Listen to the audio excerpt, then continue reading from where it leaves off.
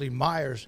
We're now joined by Hans Olsen, BYU Radio Color Analyst, former player, joins us on 365 Sports. I saw a note that, Hans, BYU this year will celebrate 100 years of football, and some programs have done that. There were some years, obviously, in the early 40s that nobody was playing. But your thoughts, when you think about the history of BYU, what do you think? Well, I think that it was built by LEL Edwards. I think that there were some incredible times in the 80s and 90s. I think that in those 100 years, there's been some big ups and downs. I also think, you think about BYU, they've got Doak Walker, they've got Heisman, they've got, a national championship, they've got pageantry and history, and it's been 100 great years of football. And I got to be a part of it for 5 years on the field, and now I'm up in the booth as a color analyst with it. And so it's very near and dear to my heart, man. I love this BYU football. Hans, as we get closer, of course, media days here in a couple weeks, and then the summer practice after that, BYU probably getting picked towards the bottom by most people in the media. Do you think that they are poised to surprise people because maybe be last year's West Virginia? I don't necessarily at this point. We just had our BYU Media Day event. I just got done with it 10 minutes ago. So BYU during Independence ran their own media event, and they wanted to kind of continue that tradition. So they started a BYU Media Event golf tournament, and all the coaches come and players come, and we all golf together. So we just got done with that. I was on air for 3 hours with Kanani and the players, and Jake Retzloff, the quarterback, and Gary Bohanan, the Baylor quarterback that BYU's brought in and has a lot of hope for. And so just got off the air with those guys, and they've got a lot of hope, and they definitely talk like they've got something up their sleeve. There's no question about it. But there's some raw facts that you really have to deal with BYU right now. They got a quarterback coming back that went 0-4. They got a Bohanan that didn't play last year because of injury, but maybe he can be great again. So there's some hope there. We don't know how much they've improved their edge rushing. Only 11 sacks in an entire season. You got to improve that. They know their defense has to get better, but you're looking at the personnel thinking, all right, how much did they improve their defensive personnel? They brought in a linebacker from Weber State, and they landed a couple of big recruits, and we'll see if they can play a part in that. But there was really no large transfer portal landings across the defensive front. So I've got, my expectations are very tempered. They're very realistic. I'm not going to try to overhype a team that I don't know a lot about and I don't have total confidence in, but I can tell you this with 100% certainty. Those guys all day long talk like they got something up their sleeve. They talk like there's something that I don't know, that the country doesn't know, that they know. And Gary Bohanan brings some confidence, and Retzloff's got a ton of confidence. I mean, he's a world-class winning quarterback out of the JUCO ranks that doesn't know how to lose. So they act like they got something we don't know. I just hope it shows on the football field. What did you think of the bit of action we got to see from Retzloff last year? And as a two-parter to that, how do you think Gary Bohanan factors in? Obviously, he's there to push. He's there to compete. He's got experience. As you said, last year, forgettable. But, what is that dynamic, do you think, in that room? And where can Jake kind of take his game to a different level or improve on last year? Well, I got to imagine people out in Texas understand Gary Bohanan and that team. There was a lot around Gary. Gary did his job, and I think he played that position to the point that he needed to play it to get to that championship a couple years back. But that team wasn't a Gary Bohanan team. It wasn't Gary Bohanan and then the Baylor Bears. It was a lot around Gary. And so I understand that. I think everybody here understands that really well. So you need those pieces around him. I just think that there's such a tempered expectation. I think that everybody is going to slow play it, really slow play their cards. But like I mentioned, there's so much hope across the board from this team, and there's a really good vibe. BYU replaced a couple of coaches and they feel like they really beefed up the offensive line coaching position and the tight end coaching position, and they felt like there were some force needs for some coaches to be changed out, and they got their wish. So we'll see how it plays. You know, I was looking at the two most disappointing teams last year, I would think, in the conference were Baylor and BYU. And they had that classic game up in Provo that was unbelievable. A couple of different overtimes or so. But then I look at the stats in the Phil Steele magazine that just came out, and both of them were dead bottom, basically in the bottom three on overall team offense and team defense. Which of those sides of the ball do you think, if it does improve, will it be for BYU this year? Wow, tough question. Tough question, because I'm not seeing the personnel changeover that would make me sway one way or the other. The defensive side is getting a very important safety back in Harper. He's going to be fantastic. And BYU is down to their fifth and sixth string safeties last year. So that's going to be big. They need Ben Bywater back. He's their big-time linebacker, and he suffered a shoulder injury, I believe it was during the Kansas game, and we haven't seen him since. And I'm holding out hope. Like, I've still got my fingers crossed, and I've got a lot of hope that we see him. But we need to see him back in fall camp because he wasn't a spring ball participant. But before I feel good about that. So that's a tough question. I've got to say probably on the offensive side, because TJ Woods, the new offensive line coach, gives me hope. This new tight end coach gives me a lot of hope, and there should be some good, solid adjustments. But it is year number 2 for Jay Hill and his defensive staff. That was their first year together, was the inaugural year in the Big 12. So maybe they unify and come back bigger and better. But if it was one side or the other, I'm going to take that offensive side.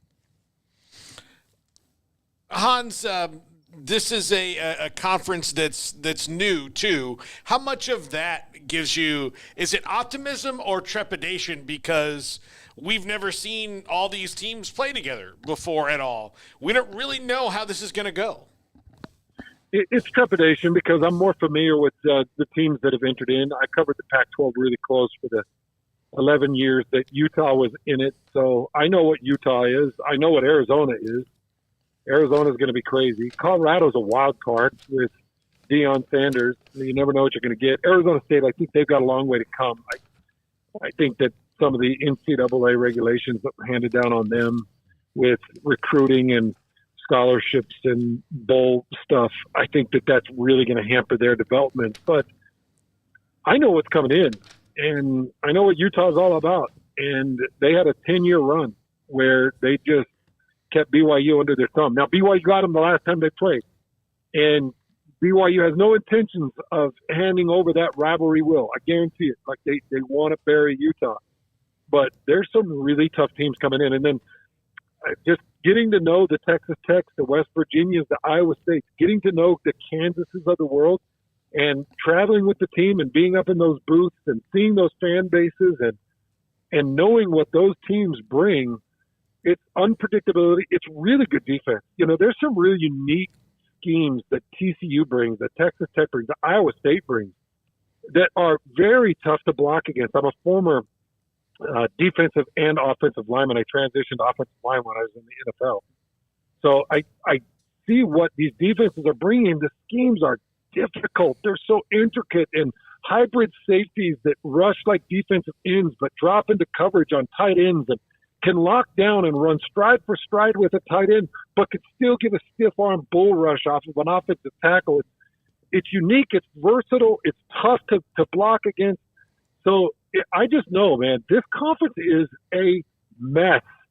It is a train wreck. You don't know 1 week from the next what you got to prepare for. Plus, you know, you're still new in the conference and learning what Iowa State's about and learning what TCU is about. I mean, TCU is an old rival, but learning what Texas Tech is about, learning what Kansas State is about. You know, Kansas State is BYU's conference opener.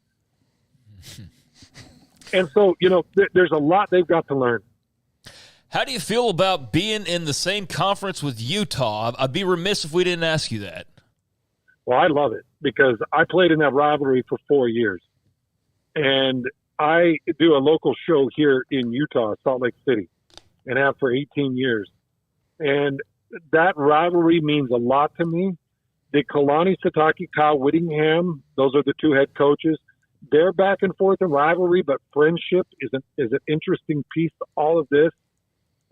I just think it's amazing that they're back in the same conference. I didn't know if I'd ever see it again. And I don't know how long we'll see it because it feels like Utah's shopping out a little bit and potentially wants to find other ground, but maybe we all end up in different ground here in 3 or 4 years. So I don't know how long we get it, but while we've got it, man, I'm going to revel in it. I cannot wait to call that rivalry game. You know, I noticed this, Hans, last year, of course, a losing season. Kalani's second year, they had a losing season. But prior to that, you got to go all the way back to Gary Crowton, who had a 12-2 team that had 3 straight losing seasons, and it was LEL Edwards' second year in his remarkable Hall of Fame career in 1973. It's just not something BYU does.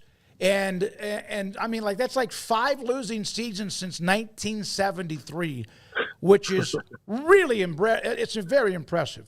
Very impressive. It is, and it's something Kalani knows. I played with Kalani for 3 years.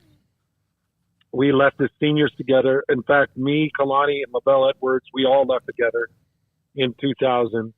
We were his final senior crew. And I know very well that illustrious career he put together, and Kalani knows it better than anybody. And it weighs heavy on him. I wish everybody knew how much responsibility he takes in all of this.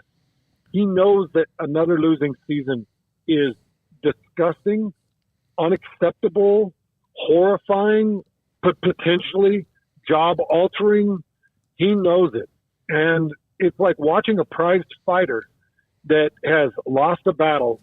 He knows he's kind of at that age, that tender age where things could maybe turn downhill, but he's got one last shot to regain the title. And that's where Kalani is, man. He's ready to throw big haymakers. He's going to pull out all the stops. He brought in his mentor to be one of his eyes in the sky, one of his major analysts, a former Wisconsin head coach, former Utah State head coach, former Oregon State head coach, and Gary Anderson, to be a part of that staff. They've all geared up. They know they're in the trench together. They know what's on the line. And to your point, losing and a losing season is unacceptable at BYU. Cougar fans can't deal with it. I can't deal with it. Nobody likes it. You are the bad guy when it happens, and Kalani knows it, and he's taking it personal. Can you give us your favorite Kanani Sataki story, whether it was funny or something that whoa, he was fired up? Well, Kalani, oh, man, he actually saved my life. When we were playing together, we used to do WWF nights in the hotel rooms. So a bunch of us would get in the hotel rooms, and we'd fly off the cupboards and come off the top shelves, and we'd drop the people's elbow, and we'd suplex. And we got carried away one night, and I suplexed him and dislocated his elbow before a game. And he was the big dog. And he said that it happened in the walkthrough, and he covered for me. And I will never forget that, because I thought I was dead meat. I thought the coaches were going to kill me. But he's such a stand-up guy. You know, one thing that I've learned about him is his players are everything to him. The school doesn't matter like the players matter to him. Coaches don't matter like players matter to him. If he can't do it right by the players, he'll get out of the game. I've seen him pull from his own pocket. I've seen him do what he needs to do to make sure that kids have roofs over their head, that they've got food in their belly, that they've got as much comfort as they can within the constructs of the NCAA. And those things have loosened up, obviously, with the new NIL stuff. But, man, he's passionate about those kids. So I have to clarify this. Was he a player, too, or was he an assistant coach at that time? No, he was a player. So did he miss the game? He sure did. Wow. Yeah, yep. He did cover for you, didn't he? Yeah. Now, Hans, is it okay? Because we'll have him on maybe at Big 12 Media Days in Vegas. Can we bring that up and see his reaction? Absolutely. All right. Bring it up and say, Well, we talked to Hans Olsen, and he said that, that he hit you with a suplex and jacked your elbow, and you covered for him. Absolutely. Yeah, that's a team player right there. You weren't because you injured him. But I mean, I really would not. Like, I just had when you told the story, the vision in my head of LEL Edwards, hearing the truth of that story, and then talking to you. Not talking to you. It would not have been a talk, I'm sure. But I've got the unjust record of being the only guy he ever kicked out. LeBell ever kicked out of a spring game. I dropped a knee on an offensive lineman from the top rope, and they booted me out of the game. So LeBell already had his beef with me, but I was also his favorite son. Like, it was a love-hate between. But if he'd have found that out, I don't know. I probably would have been benched. I'm sure he would have never forgiven me, because Kalani was kind of the heart and soul of that team, and man, LeL loved him. But I will tell you too, that ended up turning into a full battle royale. So Kalani went out of that WWF event with an injury. I ended up getting thrown into a plate glass window. We broke a whole mirror off the side of a wall because another D tackle on the team threw me into the mirror, and it ended up turning it like we tore that place apart like we were a rock band, and we all got in big trouble. Who says the BYU can't tear it up? I mean, come on. We're not all choir boys. You have mentioned LEL Edwards, and we know what he did. Hall of Fame, national championship, all the things that he did. When you found out that he had passed away, what did he mean to you? And we know what he's meant to BYU, but what about your relationship with him? Yeah, wow. Without getting too emotional on air, I had the incredible opportunity to do a Friday football show with him for the final 8 years of his life. And we would do 2 hours together on air. It was me, him, my co-host Scott Gerard, who's the voice of Utah State, and Ron McBride, who's a former head coach at the University of Utah. And we would sit around and tell old stories and talk about the upcoming games. And those football Fridays were a blessing in my life. And he refused to call me Hans. He called me Oren, who was my uncle that played for him. He called me Lance, who was an assistant that coached for him. And he would joke with me and rib me for 8 years on air. And what's crazy, guys, he was gone about 4 months after our last show. Wow. He went until pretty much his final breath, talking football, loving football, studying it, watching the games with passion in his heart, and his mind was all there. He was recalling incredible things from the mid to early 70s, and he was a gem. He loved people so much. If he'd met you and he knew you, he just loved you to death. And his wife, Patty, is still with us, and she is still like a mom, and she's still just an incredible woman and healthy as you'd ever imagine. And she's got to be 91, 92. And she's doing just amazing. By the way, Ron McBride, he just turned 85 yesterday, and he's still doing football Fridays with us. Isn't that crazy? That will not change. These men mean more to me than any job could ever mean, and we just have a blast with it. Yeah, you could tell, and also love the emotions about Kalani, LEL Edwards, among many others. Hans, thank you very much for your time. We really do, and look forward to having you on again. Love talking to you. Great segment, great emotions, and also some great storytelling. Have a great day. Cannot wait for the season upcoming. Always love being on the show. You call me anytime, boy. Yes, sir. That's Hans Olsen. Man, that's a funny story.